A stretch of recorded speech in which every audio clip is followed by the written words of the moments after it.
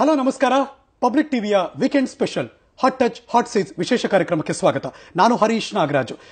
ಇಡೀ ದೇಶದಲ್ಲಿ ಎರಡೇ ಹಾಟ್ ಟಾಪಿಕ್ ಈ ಕ್ಷಣಕ್ಕೆ. ಒಂದು ಕ್ರೀಡಾ ಉತ್ಸವಗಳು ಅಥವಾ ಕ್ರೀಡಾ ಪ್ರೇಮಿಗಳು ಇಷ್ಟಪಡುವಂತ ವರ್ಲ್ಡ್ ಕಪ್, ಇನ್ನೊಂದು ಕಡೆ ಪ್ರೇಮಿಗಳ ದಿನಾಚರಣೆ, ಎಲ್ಲ ಪ್ರೇಮಿಗಳು ಇಷ್ಟಪಡುವಂತ ವ್ಯಾಲೆಂಟೈನ್ಸ್ ಡೇ.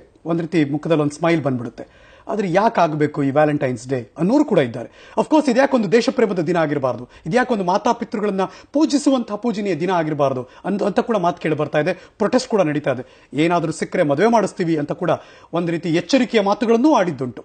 ಇವತ್ತಿನ ಹಾಟ್ ಟಚ್ ಹಾಟ್ ಸೆಟ್ನ ನಮ್ಮ ಅತಿಥಿ ಶ್ರೀ ಚಕ್ರವರ್ತಿ ಸೂಲಿಬೆಲೆ, ರಾಜ್ಯ ಯುವ ಬ್ರಿಗೇಡ್ನ ಮುಂದಾಳತ್ವ ವಹಿಸಿಕೊಂಡಿದ್ದಾರೆ. ನಮಸ್ಕಾರ ಸರ್. ನಮಸ್ತೆ, ವೆಲ್ಕಮ್ ಟು ಅವರ್ ಶೋ. ನಮಸ್ತೆ, ಹೇಗಿದ್ದೀರಿ? How are you? Fine, fantastic. February 14 ನಿಮಗೆ ಇಡೀ ವರ್ಷದಲ್ಲಿ ಇಷ್ಟ ಆಗದೆ ಇರೋ ದಿನ? ಹಾಗೇನಿಲ್ವಲ್ಲ, ನನಗೆ ಯಾವುದೇ ದಿನ ಇಷ್ಟ ಆಗಲ್ಲ, ಇಷ್ಟ ಆಗತ್ತೆ ಅಂತಿಲ್ಲ. ಎಲ್ಲ ದಿನವನ್ನು ಪ್ರೀತಿಸ್ತೀನಿ. ಬೇರೆಯವರು ಇಷ್ಟಪಡೋದಕ್ಕೆ ನೀವ್ಯಾಕೆ ವಿರುದ್ಧ ವ್ಯಕ್ತಪಡಿಸ್ತೀರಿ? ಇಲ್ವಲ್ಲ, ನಾನೆಲ್ಲ ವಿರುದ್ಧ ವ್ಯಕ್ತಪಡಿಸಲೇ ಇಲ್ಲ. ಪ್ರೇಮಿಗಳು ಅಂದ್ರೆ ನಿಮ್ಗೆ ಏನ್ ಅನ್ಸುತ್ತೆ? ನಿಮಗೆ ಪ್ರೇಮಿಗಳು ಅಂದ್ರೆ ಪ್ರೇಮಿಗಳು ಅನ್ಸುತ್ತೆ. ನನಗೇನು ಅದ್ರ ಬಗ್ಗೆ ವಿರೋಧವೂ ಇಲ್ಲ ಅಥವಾ ತುಂಬಾ ಹೆಮ್ಮೆ ಪಡುವಂತ ಖುಷಿಯ ಸಂಗತಿಯೂ ಇಲ್ಲ. ಇನ್ಫ್ಯಾಕ್ಟ್ ಈ ಪ್ರೇಮಿಗಳ ದಿನವನ್ನ ವಿಶೇಷವಾಗಿ ಆಚರಿಸಬೇಕು ಅಂತಾನೆ ನಾವು ಹೇಳೋದು. ಆಚರಣೆಯ ಶೈಲಿ ಬೇರೆ ಇರಬೇಕು ಅಷ್ಟೇ. ಪ್ರೇಮಿಗಳ ದಿವಸ ಅದು ದೇಶ ಪ್ರೇಮಿಗಳ ದಿವಸ ಅಂತ ಮಾಡಿ ಅಂತ. ಪ್ರೇಮ ಅನ್ನೋದು ಯಾಕೆ ಒಂದು ಗಂಡು ಒಂದು ಹೆಣ್ಣಿನ ಅದೊಂದು ಕಾಲೇಜ್ ಯೌವನದಲ್ಲಿರುವಂತಹ ಆಪೋಸಿಟ್ ಸೆಕ್ಷನ್ ನಡುವೆ ಪ್ರೇಮ ಆಗಬೇಕು? ಪ್ರೇಮ ವಿಸ್ತಾರ ಮಾಡಿ ಅಂತ. ಪ್ರೇಮಿಗಳ ದಿನವನ್ನ ನೀವು ವಿಸ್ತಾರ ಮಾಡಿದ್ರೆ ಇದು ಯಾರಿಗೂ ವಿರೋಧ ಇರ್ಲಿಕ್ಕೆ ಸಾಧ್ಯ. ನನಗಂತೂ ವಿರೋಧ ಇಲ್ಲ. ದೇಶ ಪ್ರೇಮ ಮಾಡೋದಕ್ಕೆ ಗಣರಾಜ್ಯೋತ್ಸವ, ಸ್ವಾತಂತ್ರ್ಯೋತ್ಸವ, ಇನ್ನು ಬೇರೆ ಬೇರೆ ದೇಶಕ್ಕೋಸ್ಕರ ಮುಡಿಪಾಗಿಟ್ಟಿರುವಂತಹ ಆ ಎಲ್ಲ ಗಣ್ಯರನ್ನ ನೆನೆಸ್ಕೊಳ್ಳುವಂತಹ ಹುತಾತ್ಮರ ದಿನಾಚರಣೆಗಳು ತುಂಬಾ ಇದೆ. ಯಾಕೆ ಹೃದಯಕ್ಕಿರುವಂತಹ ಪ್ರೇಮಿಗಳ ತುಂಬಾ ಇರುವಂತ ದೇಶ ಪ್ರೇಮ ಮಾಡ್ಲಿಕ್ಕೆ ಇರುವಂತ ತುಂಬಾ ಇರೋದ್ರಲ್ಲಿ ಇದು ಒಂದು ಸೇರಿಸಿ ಯಾಕೆ ನೀವು ತೊಂದರೆ ತಗೋತೀರಿ? ಇದು ಒಂದು ಸೇರ್ಲಿ. ಈ ದಿನ ಯಾಕೆ ಬೇಕು ಅಂತಂದ್ರೆ, ಯವ್ವನದಲ್ಲಿ ಕಾಲೇಜ್ ಹೋಗೋ ಮಕ್ಕಳಲ್ಲಿ ಯಾವ್ದು ಇರಬೇಕಿತ್ತೋ ಅದನ್ನು ಬಿಟ್ಟು ಮತ್ತೊಂದು ಕಡೆ ಸೆಳೆಯುವಂತ ಈ ಪಾಶ್ಚಿಮಾತ್ಯ ಸಂಸ್ಕೃತಿಯ ಅನುಕರಣೆ ಒಂದನೇದು. ಎರಡನೇದು ಈ ಮೆಟೀರಿಯಲಿಸ್ಟಿಕ್ ಲೈಫಿನ ಕಡೆ ಎಳೆಯುವಂತ ಯಾವುದು ಭಾರತದಲ್ವೋ ಅಥವಾ ಯಾವುದು ಒಬ್ಬ ವ್ಯಕ್ತಿಯ ಬೆಳವಣಿಗೆಗೆ, ಆಂತರಿಕ ಬೆಳವಣಿಗೆಗೆ ಸೂಟ್ ಆಗಲ್ವೋ ಅದನ್ನ ಏನು ಹೆಚ್ಚು ವೈಭವೀಕರಣಗೊಳಿಸುವಂತ ಪ್ರಯತ್ನ ಏನಿದೆ, ಆ ಪ್ರಯತ್ನಕ್ಕೋಸ್ಕರ ಇದಿರುವಾಗ ಇದನ್ನು ಸ್ವಲ್ಪ ಮುಂದಕ್ಕೆ ಕರ್ಕೊಂಡು ಬನ್ನಿ. ವಿರೋಧಿಸೋದಿಲ್ಲ, ವಿರೋಧಿಸಬೇಡಿ, ಎಲಿವೇಟ್ ಮಾಡಿ ಅಂತ ಕೇಳ್ತಿರೋದು. ನೀವು ಸಂಸ್ಕೃತಿ ಅಂತ ಒಂದು ಪದ ಉಪಯೋಗಿಸಿದ್ರಿ. ನಮಗೆಲ್ಲರಿಗೂ ಗೊತ್ತಿರೋ ಹಾಗೆ, if I am not wrong, first ಪ್ರಕೃತಿ ಬಂದಿದ್ದು, ಅದಾದ್ಮೇಲೆ ನಾವು ಸಂಸ್ಕೃತಿ ತಂದದ್ದು. ನಾವು ಯಾವಾಗಲೂ ಪ್ರೀತಿ ಪ್ರೇಮವನ್ನು ಪ್ರಕೃತಿಗೆ ಹೋಲಿಕೆ ಮಾಡ್ತೀವಿ. ಪ್ರಕೃತಿ ಬಂದಿದ್ದು ಅಂತ ಹೇಳಲ್ಲ ನಾವು, ಪ್ರಕೃತಿ ಇದ್ದದ್ದು. ಈ ಪ್ರಕೃತಿಯೊಂದಿಗೆ ನಾವು ಬೆಸೆದುಕೊಳ್ಳುವ ರೀತಿಯನ್ನ ಸಂಸ್ಕೃತಿ ಅಂತ ಕರೆದಿದ್ದು ಅಷ್ಟೇ. ಯಾವುದು ನಾವು ಮಾಡಿದ್ದು ಅಲ್ಲ, ಯಾವುದು ಇದ್ದಿದ್ದು ಅಲ್ಲ. ಸಂಭ್ರಮಿಸೋದಕ್ಕೆ, ಒಂದಿನ ಆಚರಣೆ ಮಾಡೋದಕ್ಕೆ ವಿರೋಧ ಯಾಕೆ? 5% 10% ಜನಕ್ಕೆ ಬೇಕಾಗಿರೋದನ್ನ ಉಳಿದ 90% ಜನ ಅಕ್ಸೆಪ್ಟ್ ಮಾಡಬೇಕು ಅಂತಿದಾರಲ್ಲ, ಇದು ದೊಡ್ಡ ಪ್ರಾಬ್ಲಮ್. ನಾನು ಅನೇಕ ಕಾಲೇಜುಗಳಿಗೆ ಹೋದಾಗ ಈ ವಿಚಾರವನ್ನು ನಾನೇ ಎತ್ತಿದ್ದೀನಿ. ನಾನು ಹೇಳುವಂತ ವಿಚಾರಗಳನ್ನು ಕೇಳಿದ ಮೇಲೆ ಚಪ್ಪಾಳೆ ಹೊಡಿತಾರೆ ಮಕ್ಕಳು. ನಿಜ ಅಂತ. ಬೆಳಗ್ಗೆ ಒಂದು ಕಾಲೇಜಲ್ಲಿ ಮೈ ಲವ್ ಮೈ ನೇಷನ್ ಕಾರ್ಯಕ್ರಮ ಮಾಡ್ಕೊಂಡು ಬಂದಿದ್ದೀವಿ. ಬೆಂಗಳೂರಿನ ಕಾಲೇಜಿನಲ್ಲಿ MES ಕಾಲೇಜಿನಲ್ಲಿ ಕಾರ್ಯಕ್ರಮ ಆಗಿದೆ. ಭಾರತ್ ಮಾತೆ ಫೋಟೋ ಇಟ್ಟು ನಾವು ಅದಕ್ಕೆ ಹೂವು ಹಾಕಿದ್ದೀವಿ. ಎಲ್ಲ ಮಕ್ಕಳು ಬಂದು ಹೂವು ಹಾಕಿ ಇವತ್ತಿನ ದಿನ ನಿಜವಾಗ್ಲೂ ಸಾರ್ಥಕ ಆಯ್ತು ಅಂತ ಹೇಳ್ಕೊಂಡಿದ್ದಾರೆ. What's wrong? ವಯಸ್ಸಾದ್ರು ವ್ಯಾಲೆಂಟೈನ್ಸ್ ಡೇ ಮಾಡಬಹುದು. ವ್ಯಾಲೆಂಟೈನ್ ಹೆಂಗ್ ಮಾಡ್ತಾರೆ ನೀವು? ವ್ಯಾಲೆಂಟೈನ್ ಡೇ ಆಚರಣೆ ಅನ್ನೋ ಕಲ್ಪನೆ ಹೆಂಗೆ ಅಂತ ನನಗೆ ಹೇಳಿ, ನಾನು ಹೇಳ್ತೀನಿ ಹೇಗ್ ಮಾಡ್ಬೋದು ಅಂತ. ವಯಸ್ಸಾಗಿರೋರು ಯಾರಿಗೆ ಮಾಡಬೇಕು? ಗಂಡ ತನ್ನ ಹೆಂಡತಿನ ಪ್ರೀತಿಸಬೇಕು, ಹೆಂಡತಿ ಗಂಡನ ಪ್ರೀತಿಸಬೇಕು, ಮುಗಿತು. ಈ ತರದನ್ನ ಯೌವನದಲ್ಲಿರೋರು ಮಾಡಿದ್ರೆ ವಯಸ್ಸಾದವ್ರು ಮಾಡ್ತಾರೆ ಅಂತ ಮಾಡೋಕ್ ಸಾಧ್ಯ? ಹಾಗಿದ್ಮೇಲೆ ಪ್ರೀತಿ ಯೌವನದಲ್ಲಿ ಮಾತ್ರನಾ? ಮುದುಕರ ಪ್ರೀತಿ ಇರಬಾರ್ದಾ? ಹಾಗಾದ್ರೆ ಪ್ರೀತಿ ನಿಮ್ ಡೆಫಿನೇಷನ್ ಏನು? ಪ್ರೇಮಿಗಳ ದಿನಾಚರಣೆ ನಿಮ್ಮ ಡೆಫಿನೇಷನ್ ಏನು? ನಂದು ಡೆಫಿನೇಷನ್ ಇಲ್ಲ. ನಾನು ಪ್ರೇಮಿಗಳ ದಿನಾಚರಣೆ ನನ್ನ ಡೆಫಿನೇಷನ್ ಕಲ್ಪನೆಯೇ ಇಲ್ಲ. ಪ್ರೇಮಿಗಳ ದಿನಾಚರಣೆ ಅದು ವೆಸ್ಟ್ ಇಂದ ಬಂದಿದ್ದು. ಯಾವ ಡೆಫಿನೇಷನ್ ಅನ್ನೋದು ನೀವು ಹೇಳಬೇಕು, ಅದನ್ನ ಹೇಗೆ ಎಲಿವೇಟ್ ಮಾಡಬಹುದು ನಾವು ಹೇಳ್ತೀವಿ ಅಷ್ಟೇ. I don't have any definition for this. ಪ್ರತಿ ವರ್ಷ 31 ಡಿಸೆಂಬರ್ ಮಿಡ್ ನೈಟ್ ಬಂದ್ರೆ ಹೊಸ ವರ್ಷ, ಅಥವಾ ಜನವರಿ 1 ಬಂದ್ರೆ ನೀವೇ ಆಚರಣೆ ಮಾಡ್ತೀವಿ. ಅದು ನಮ್ಮದಲ್ಲ.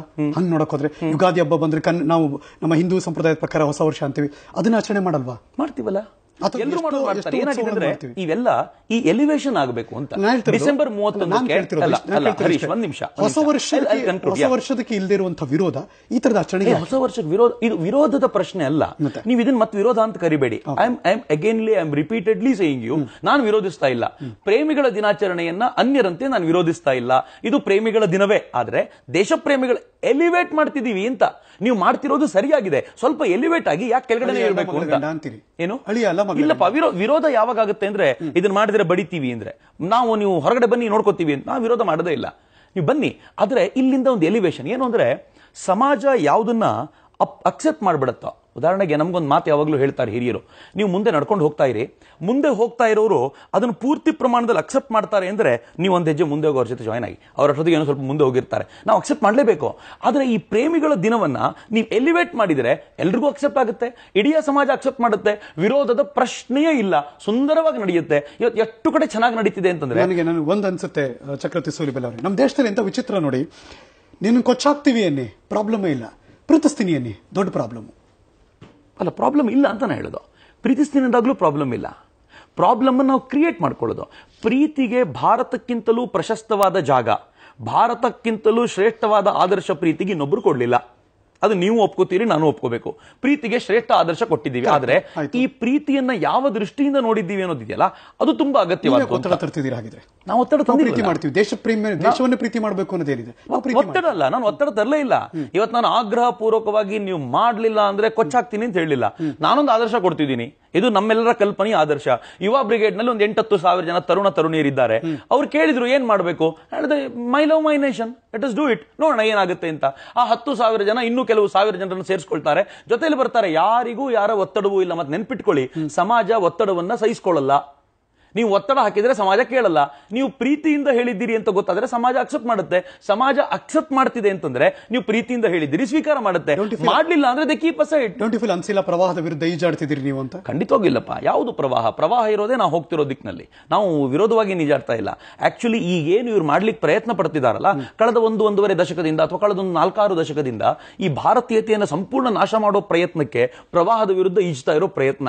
200 ವರ್ಷಗಳ ಬ್ರಿಟಿಷರ ಪ್ರಯತ್ನವೇ ಇದಕ್ಕೆ ಸಾಕಾಗಲಿಲ್ಲ. ಇನ್ನು 50-60 ವರ್ಷಗಳ ಕೆಲವರ ಪ್ರಯತ್ನದಿಂದ ಇದು ಸಾಧ್ಯ ಆಗುತ್ತೆ ಅನ್ಕೊಂಡಿದ್ದೀರಾ? ಪ್ರವಾಹ ಹೋಗ್ತಾ ಇರೋದೇ ಭಾರತೀಯತೆಯ ದಿಕ್ಕಿನಲ್ಲಿ. ವಿರುದ್ಧವಾಗಿ ಈಜುತ್ತಾ ಇರೋದು ಇಷ್ಟು ದಿನ ಈಜ್ತಾ ಇದ್ರು. ಈಗ ಅವರಿಗೆ ಅನ್ನಿಸಿದೆ ಪ್ರವಾಹದ ವಿರುದ್ಧ ತುಂಬಾ ಈಜಬಾರದು, ನಾವು ಪ್ರವಾಹದ ಜೊತೆಗಿರಬೇಕು ಅಂತ. ಹೀಗಾಗಿ ಬದಲಾವಣೆ ಕಾಣ್ತಿದೆ ಅಂತ.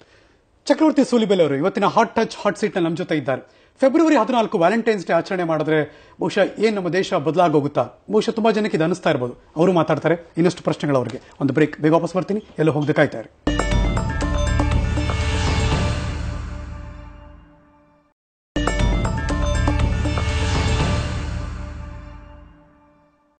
Welcome back. Hot touch hot seat ವಿಶೇಷ ಕಾರ್ಯಕ್ರಮಕ್ಕೆ ಮತ್ತೊಮ್ಮೆ ಸ್ವಾಗತ. ನಮ್ಮ ಜೊತೆ ಇದ್ದಾರೆ ಯುವ ಬ್ರಿಗೇಡ್ನ ರಾಜ್ಯದ ಉಸ್ತುವಾರಿ ಹೊತ್ತಿರುವಂತಹ mister Chakravarthy Sulibele. Welcome back. ನಮಸ್ತೆ. ಎಲ್ಲ ಪ್ರೇಮಿಗಳು ಎಲ್ಲೋ ಒಂದ್ಸರಿ ಕೇಳ್ತಾರೆ, ಒಂದಿನ ಬಿಟ್ಬಿಡಿ ನಮ್ಮನ್ನ, ನಮ್ಮ ಹೃದಯ ಮಾತಾಡ್ಕೊಳ್ಳೋದಕ್ಕೆ. ಇದಕ್ಕೆ ಯಾಕೆ ನೀವು ನಮ್ಮ ಮೇಲೆ ಇಷ್ಟು ಒತ್ತಡ ಹೇರ್ತಿದ್ದೀರಾ? ನಾನು ಮತ್ತೆ ಹೇಳ್ತಿದ್ದೀನಿ, ಒತ್ತಡ ಹೇರ್ತಿಲ್ಲ. ವೆರಿ ಸಿಂಪಲ್ ನಾ ಹೇಳ್ತೀನಿ, ಸುಮ್ಮನೆ ಹೇಳ್ತೀನಿ. ಹೇಗೆ ಮಾಡಿದ್ವಿ ಸರ್? ಈಗ ಐ ಲವ್ ಮೈ ನೇಷನ್, ದೇಶಾಭಿಮಾನ, ನಮ್ಮ ದೇಶವನ್ನು ಪ್ರೀತಿ ಮಾಡಕ್ಕೆ ನಾವು ನಿಮ್ ಜೊತೆ ಇದೀವಿ. ಹೌದು. ಬಟ್ ಯಾಕೆ ಈ ದಿನ ಬೇರೆ ದಿನ ಆಯ್ಕೆ ಮಾಡ್ಕೊಳ್ಳಿ? ಅಲ್ಲ, 2-3 ಸಂಗತಿಗಳಿವೆ. ಒಂದು, ಈ ದಿನವನ್ನ ಪ್ರೇಮಕ್ಕೋಸ್ಕರ ಮೀಸಲಾಗಿಟ್ಟಿದ್ದಾರೆ.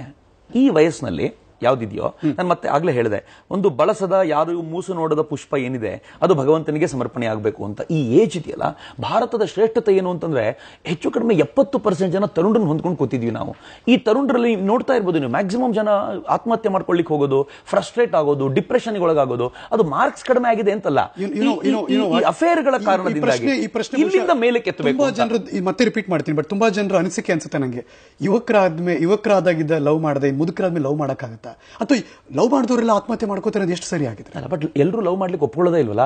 ನೀವು ಯಾಕೆ 10% ಜನ ಮಾಡೋದನ್ನ 90% ಜನರ ಮೇಲೆ ಹೇರ್ಲಿಕ್ಕೆ ಪ್ರಯತ್ನ ಪಡ್ತೀರಿ? 10% ಆಬ್ವಿಯಸ್ಲಿ ನೀವು ಕಾಲೇಜ್ ಹೋಗಿ ನೋಡಿ.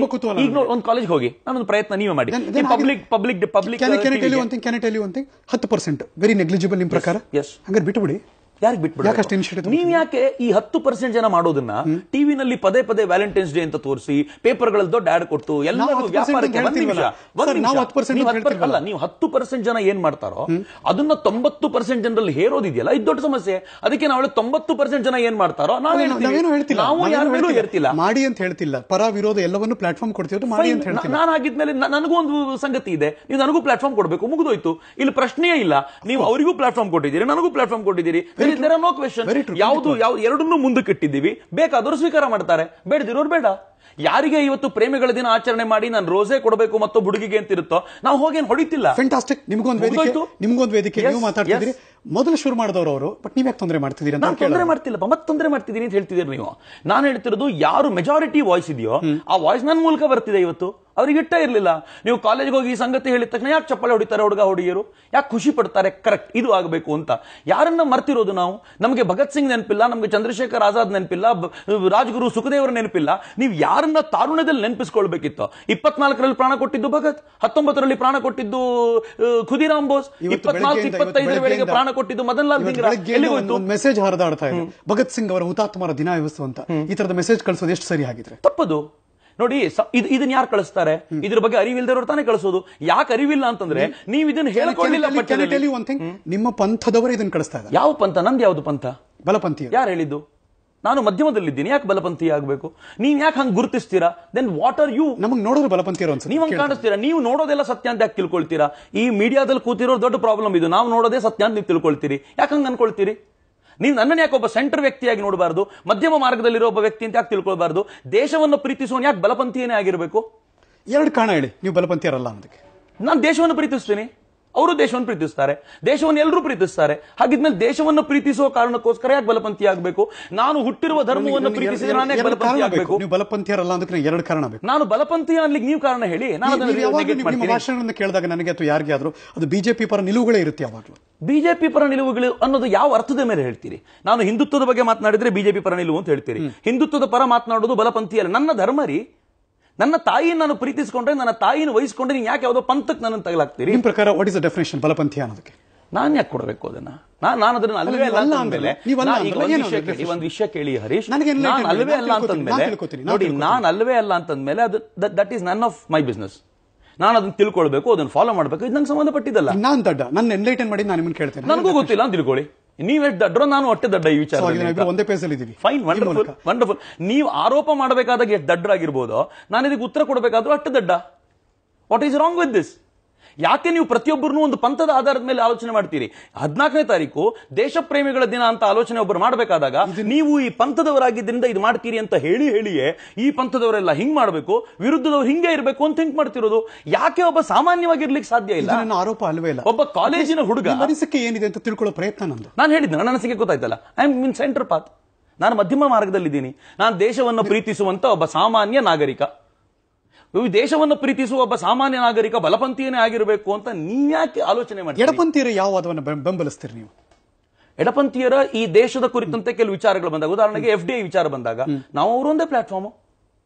ಹೊರದೇಶದಿಂದ ಬಂಡವಾಳ ಎಷ್ಟು ಬರಬೇಕು ಅನ್ನೋದ್ರ ಮೇಲೆ ನಾವು ಅವರು ಒಂದೇ ಪ್ಲಾಟ್ಫಾರ್ಮ್. ಈ ಏನು ಅಣು ಒಪ್ಪಂದದ ಪ್ರಕಾರ ಅಮೆರಿಕ ಮತ್ತು ಭಾರತದ ನಡುವೆ ಏನಾಗಬೇಕು ಅಂತಿತ್ತು, ನಾವು ಅವರು ಒಂದೇ ಪ್ಲಾಟ್ಫಾರ್ಮ್. SEZ ನ ವಿಚಾರ ಬಂದಾಗ ನಾವು ಅವರು ಒಂದೇ ಪ್ಲಾಟ್ಫಾರ್ಮ್. ಭ್ರಷ್ಟಾಚಾರದ ವಿಚಾರ ಬಂದಾಗ ನಾವು ಅವರು ಒಂದೇ ಪ್ಲಾಟ್ಫಾರ್ಮ್. FDIಗೆ ಒಳ್ಳೆ ಅವಕಾಶ ಕೊಡ್ತಿದ್ದಾರೆ, ವಿರೋಧಿಸ್ತೀರಿ ಹಾಗಿದ್ರೆ? ಖಂಡಿತವಾಗಿಯೂ FDI ಎಲ್ಲಿವರೆಗೂ ಭಾರತಕ್ಕೆ ಬರಬೇಕು, FDI ಯಾವ ದಿಕ್ಕಲ್ಲಿ ಬರಬೇಕು ಅನ್ನೋದಕ್ಕೆ ನಮ್ದೆಲ್ಲರಿಗೂ ಒಂದು ನಾರ್ಮ್ಸ್ ಇದೆ. ರೈಲ್ವೆಲಿ 100% ಕೊಟ್ಟಿದ್ದಾರೆ. ಯೋಚನೆ ಮಾಡಬೇಕು. ನೀವು ವಿರೋಧಿಸ್ತೀರಿ? ಖಂಡಿತವಾಗಿ. ಯಾವುದು ಈ ದೇಶಕ್ಕೆ ಮಾರಕವೋ ಅದನ್ನು ಯಾರಾದ್ರೂ ವಿರೋಧಿಸಲೇಬೇಕಲ್ಲ. ಭೂ ಸುಧಾರಣಾ ಕಾಯ್ದೆ ತಿದ್ದುಪಡಿ ತರ್ತಿದ್ದಾರೆ, ಖಂಡಿತವಾಗಿ ವಿರೋಧಿಸಬೇಕು. ತಪ್ಪಿಲ್ಲ ಅದರಲ್ಲಿ. ಹಂಗಾರೆ ಮೋದಿ ಅವರು ವಿರೋಧಿಸ್ತೀರಿ? 100%. ನಾವು ಯಾರಿಗೂ ನಮ್ಮನ್ನು ಬರ್ಕೊಟ್ಟಿಲ್ಲ. ನೀವು ಯಾಕೆ ಹಿಂಗ್ ಆಲೋಚನೆ ಮಾಡ್ತೀರಿ? ಯಾಕೆ ಯಾರಾದ್ರೂ ಒಬ್ಬರಿಗೆ ತಮ್ಮನ್ನು ತಾವು ಬರ್ಕೊಟ್ಟಿರ್ತಾರೆ ಅಂತ ಸಮರ್ಥ ಒಬ್ಬ ನಾಯಕ ಬೇಕಾದಾಗ ಅದ್ರ ಪರವಾಗಿ ಮಾತನಾಡ್ತಾರೆ, ನಾಯಕ ತಪ್ಪು ಮಾಡಿದಾಗ ಮಾತನಾಡ್ತಾರೆ. ಎಷ್ಟೊಂದು ಭಾಷಣ ನಾನು ಕೇಳಿದ್ದೀನಿ, ಆದ್ರೆ ಮೋದಿ ಅವರು ವಿರೋಧಿಸಿ ಮಾತಾಡದಂತ ಅದು ನಿಮ್ಮ ತಪ್ಪು. 100%. ನಾನು ಎಲ್ಲಿ ತಪ್ಪಾಗಿದೆ ಅಂತ ಯಾರಿಂದ ತಪ್ಪು ಅಂತ ಅನ್ಸುತ್ತೋ ಆ ತಪ್ಪನ್ನ ವಿರೋಧಿಸೋದ್ರಲ್ಲಿ ಮುಂದೆ ನಿಂತಿದ್ದೀವಿ. ಮೋದಿ ಅವರ ಯಾವ ಅಂಶ ತಪ್ಪು ಆಗಿದೆ ನಿಲುವುಗಳು? ಅನೇಕ ವಿಚಾರಗಳಿವೆ. ಐ ಥಿಂಕ್ ಇದು ಅದಕ್ಕೆ ಪ್ಲಾಟ್ಫಾರ್ಮ್ ಅಲ್ಲ ಅಂತ. ಫ್ಯಾಂಟಾಸ್ಟಿಕ್. ಮತ್ತೆ ಮಾತಾಡ್ತೀವಿ. ಚಕ್ರವರ್ತಿ ಸೂಲಿಬೆಲೆ ಅವರು ನಮ್ಮ ಜೊತೆ ಇದ್ದಾರೆ. ಒಂದು ಬ್ರೇಕ್, ಬೇಗ ವಾಪಸ್ ಬರ್ತೀನಿ. ಎಲ್ಲೂ ಹೋಗದೆ ಕಾಯ್ತಾ ಇರಿ.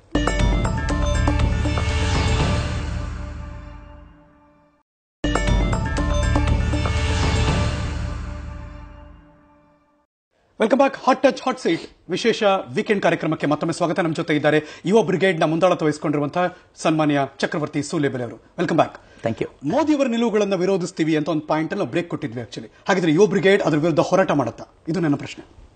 ಏನ್ ಗೊತ್ತಾ ಹರೀಶ್, ಕೆಲವೊಂದು ನಿರ್ಣಯ ಇಟ್ ಟೇಕ್ಸ್ ಅ ಟೈಮ್.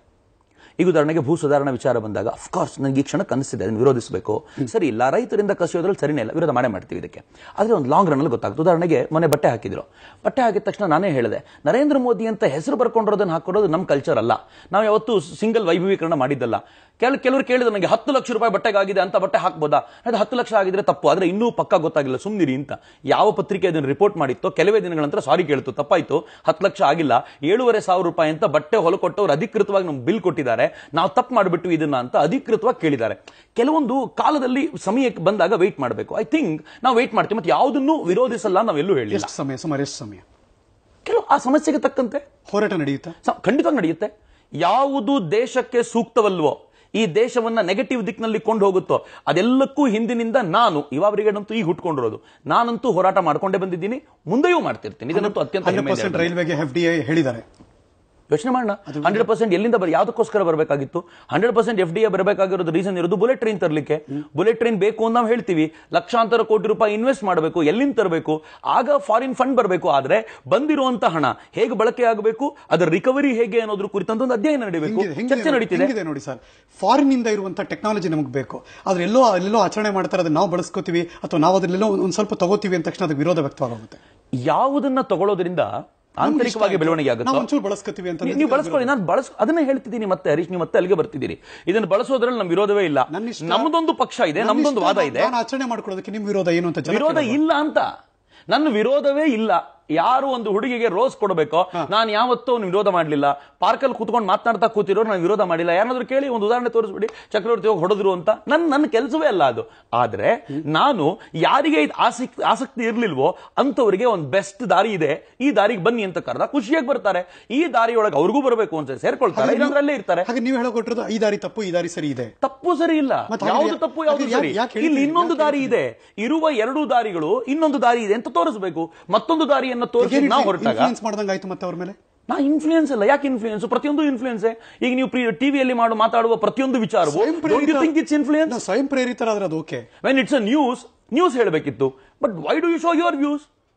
ನೀವೊಂದು ನ್ಯೂಸ್ ಚಾನಲ್ ಅಂದಾಗ ಒಂದು ವ್ಯೂ ತೋರಿಸ್ತೀರಿ. ನ್ಯೂಸ್ ಚಾನಲ್ ಅಂದ್ರೆ ಅಕ್ಷರಶಃ ಏನ್ ನಡೆದಿತ್ತು ಒಪ್ಪಿಸಬೇಕಿತ್ತು. ನೀವು ನಿಮ್ ವ್ಯೂಸ್ ಮಾಡಿದಾಗ ಮಲ್ಟಿ ವ್ಯೂಸ್ ಕೊಡ್ತೀವಿ, ಇಲ್ಲೇ ಬನ್ನಿ ಅಂತ ಕರೆಯಲ್ಲ. ನಾನು ಮಲ್ಟಿ ವ್ಯೂಸ್ ಕೊಡ್ತಿದ್ದೀನಿ. ನಾನು ಪ್ರೇಮದ ಕಲ್ಪನೆ ಕೊಟ್ಟಾಗ ವಿಸ್ತಾರವಾದ ಕಲ್ಪನೆ ಕೊಡ್ತೀನಿ.